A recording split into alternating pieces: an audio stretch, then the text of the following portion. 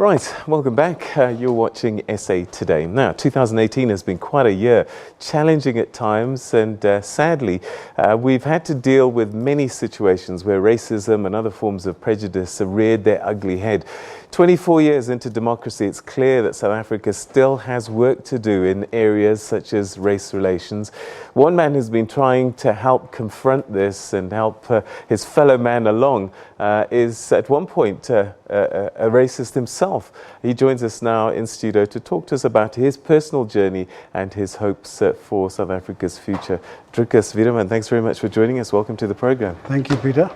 All right, so yours is quite an unusual story, and I want you to take us back to, you worked in the South African Police Service during apartheid, particularly during one of the periods of time where the police service was a police force and Yes. unleashed quite a lot of brutality on the people of this country.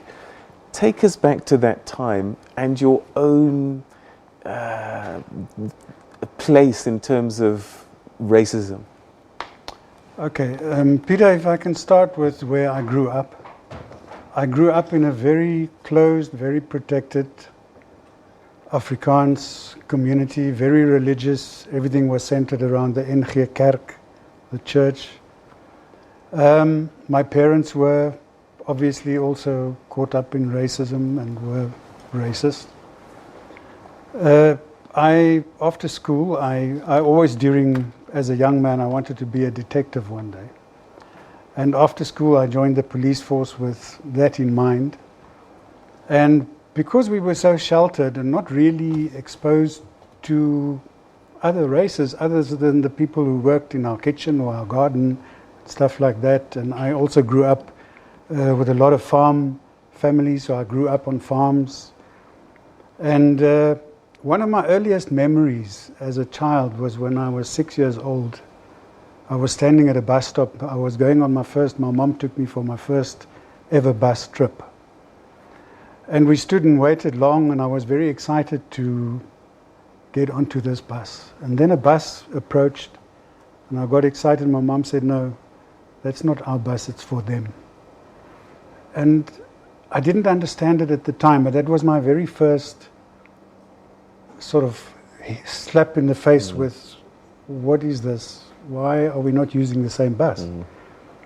But growing up in that very close and close-minded community, I joined the police force. Well, first we were all shipped off to the army. It was conscription. I was then seconded to go to the police. I joined in 1975. Got thrown into the 1976 riots in the heart of it. And I was as racist as the next policeman. What did that mean, though? You know, when you saw a black person, what was going through your mind and heart? That they are inferior to me. That they are simply bad people. And you believe terrorists. that? You genuinely believe that? You know, there was always something in the back of my mind that questioned it. But because we had no access to literature, stuff like that, I was also, at one point in the police, they enrolled me at UCT as a spy, so-called. And we were there to confiscate any material, anything with Nelson Mandela's face on it, anything about Steve Biko, Joe Slovo, anybody. Did you know who these people were and what they stood for, or was it a question of they're black, therefore they must be banned? Yeah. I didn't think further. I was just caught up in that thing. And, you know, it took me many years of working in townships and actually working with the people. Ironically, the very police that got me to enforce all these apartheid horrible laws and things were the people who opened my eyes in townships. I saw the real suffering. Because I love people, I started talking to people, I started interacting, and I had very good friends that were working with me in the police who were black and colored people. I'm going to go through the transformation just now, but I just want to get an understanding of the psyche of what was happening at the time. And I just wonder, was it, you know, you're there, you're young, you've got fellow police officers who, young and white as well. Was this something that was coached? Was it something that you were... You know, Peter, if I can equate it to supporting a particular sports team in the stadium, you can get caught up in that support. And the way we were indoctrinated and brainwashed in the church, in the school, everywhere you went. You know, and in marketing they say if an advert is exposed to you more than 12 times, you're going to start believing it and buying that product. Now that advert of racism and oppression and dehumanization was just so brought to us over and over and over, that message. And when you do your training at that time, we were told about these communists that are coming to get us, and the swart gevaar and the rooi gevaar, and all that nonsense that are still, some South Africans still believe and buy into that rubbish. And over the years, and what brought a big change to me was when my children were born. I was a policeman in the city all the years, and then due to stress and that, I was asked for a transfer to a small town. And I worked and lived in a very small Karoo town. And again, I just saw poverty, and then, you know, and people being stripped of their humanity. And my children at that time were small. My eldest son just started school. And I just, also at that time, Nelson Mandela was released. And I looked at this man who sat in jail for 27 years. And I also started reading up some literature. Yeah. I started reading the And I want to come trial. to that just now. I just want to finish with that period, because I think a lot of people really need to understand a kind of the emotions that were going on at that time. And I just wonder, you're in a township, for example, and people are being beaten, including women and children, even school children. When you were seeing this happening next to you, and I don't know if you did it yourself, what was going through your mind when you see these images, and what did the police officers talk about after a raid like that? Peter, that was the sort of strange thing. We never really spoke about it. It was just a job done. Nobody spoke about the humanity side of it. It was just, it was such a cruel machinery to be part of, that the discussion of humanity just never entered that. And one thought nothing of beating a woman with a baton. I personally never, you know, I won't say I didn't do horrible things. That would just be stupid of me. In hindsight, I get emotional when I think about it, because, you know, it's something that really, it's unbelievable that we were like that.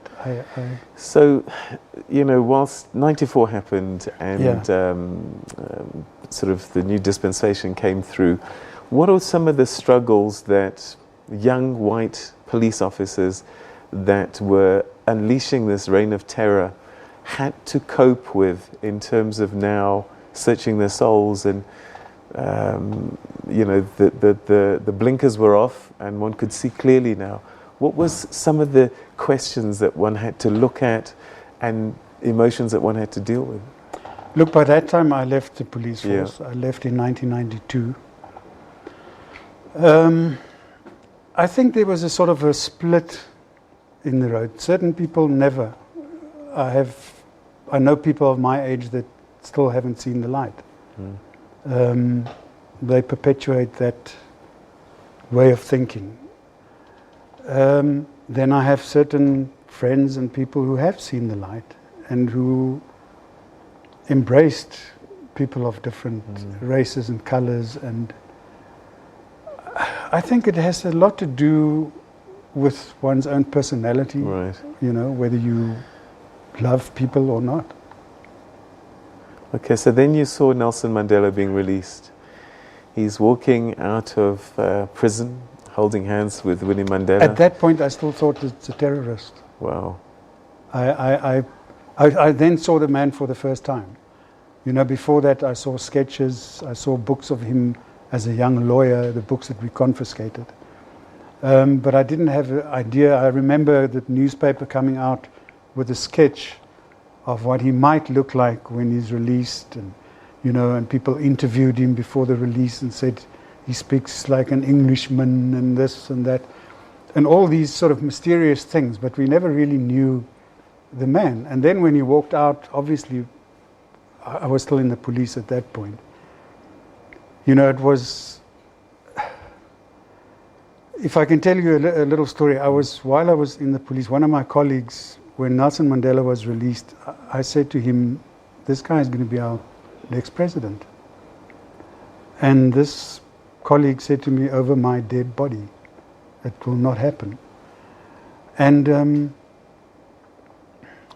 you know, that just the simple fact to me that a man spent 27 years of his life, robbed of his life, robbed of his dignity day by day in a prison, and to come out and not be angry at us, that was enough for me to realize that, man, there's something more to this. And then I started reading up on the trial itself, the Rivonia trial. I started looking at his speeches, and I realized this man meant no harm. And he sat for 27 years of his life. It's just unthinkable. So what did that do for you then? What happened? It made a huge difference. At that point, I engaged with, in the small town that I was, I started engaging with the ANC. That's why the police actually got rid of me. They, at that time, saw me as a traitor. And they made things very unpleasant for me, and I had to resign. But my children were young, and I decided then that there is just no way that I'm going to bring up my children in this way, in this racist way that I was brought up. I believe strongly that we have to make our children a 10 times better version of ourselves. Okay, so you're fired from the police, you've lost your job, so it's come at cost to you, this new way, the thinking that you had. How was it with your friends and family that now you had this guy who is betraying us, he's fallen by the wayside? You know, it was a difficult journey. I had some people who simply just don't talk about it, who still don't, family members and so on. They just sort of, I don't know what they say behind my back, but they don't talk to me about it. I have friends that sort of said to me, we always knew you were a kafir buti. Yeah. Stuff like that. It doesn't hurt me because,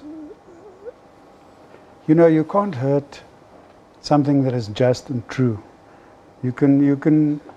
I now deal on Twitter, since I started this movement, with people who come with such hatred, white people, who still call me those names. And so you have started this movement, PAR. Tell us about that. What are you trying to do? We're trying to, I believe that there are many white people who have it within them to make the change that I made. If only they would read, if only they would do introspection and really realize that hatred is just something we cannot live with. And because it's born mostly from ignorance. It's people who don't know our history. They only know the history that they have been taught and told and indoctrinated into, but they don't know the real history.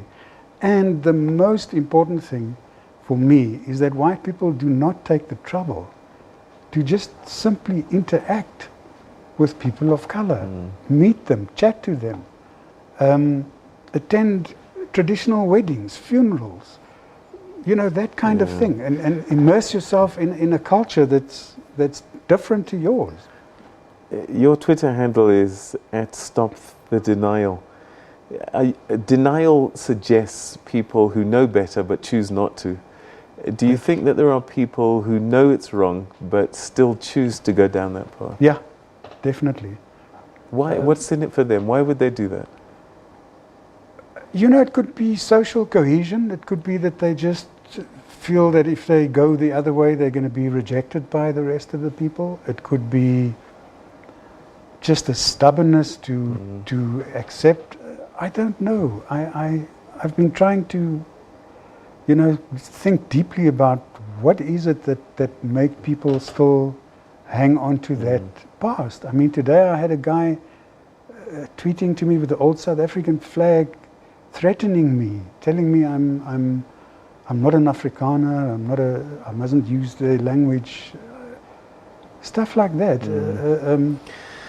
So Clifton Beach happens, Yeah. and I think it was quite predictable what was going to play out, and social media, the comments that wouldn't come through, and sadly the divide.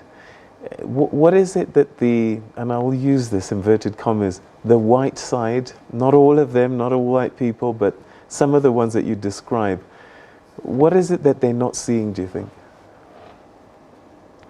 I don't think it's what they're not seeing, it's what they don't want to see. It's a resistance to see things and people for who and what they are.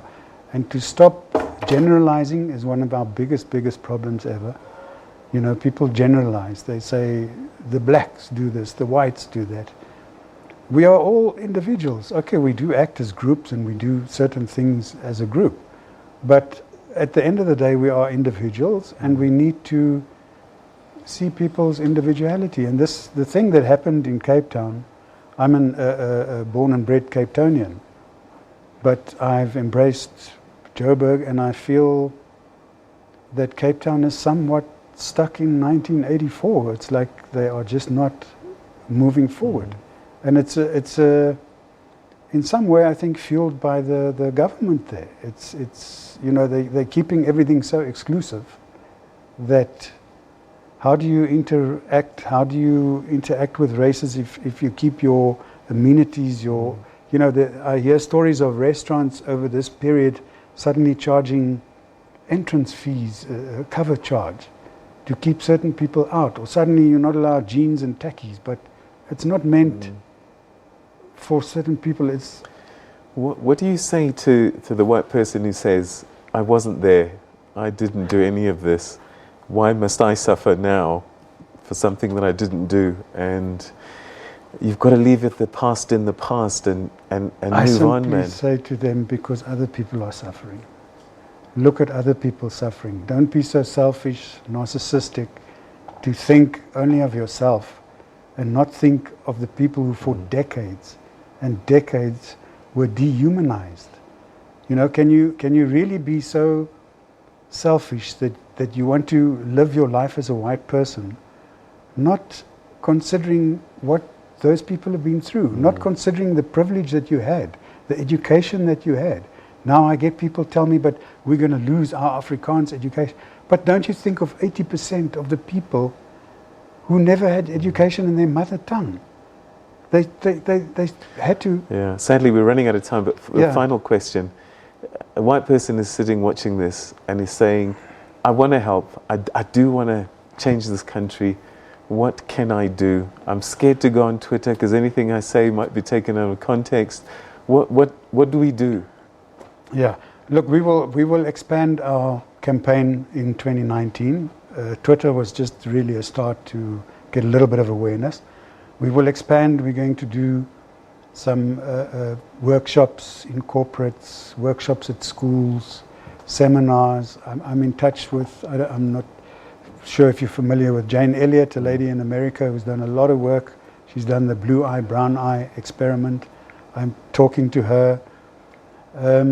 So we want to do a lot of work in trying to reach out to people who feel they want to change. Because I believe there are many.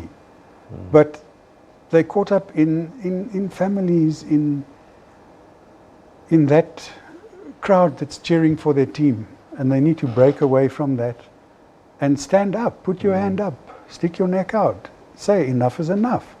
You know, and people talk to me about reverse racism, nonsense like that children can't get jobs. I've got 3 beautiful children who have beautiful, fantastic jobs because they are non-racist. They were brought up non-racist. And I think HR people are actually clever enough to see that. And they've never had a problem with finding jobs.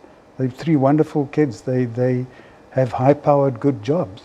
And they are headhunted for jobs because they are modern South Africans. They're not stuck in the past. All right, Drikus, I wish I could talk to you for much longer, but I think one is encouraged and one wants to hope and believe that people, as you said, there's a lot who really do want to find a way, that there are paths such as the one that you've taken. So thanks so much indeed for coming and sharing your story, and I know that it comes possibly with some backlash, but that's the journey, isn't it? That's the journey. Yeah. Thanks so much for Thank joining you very us, much, and Peter. Happy New Year.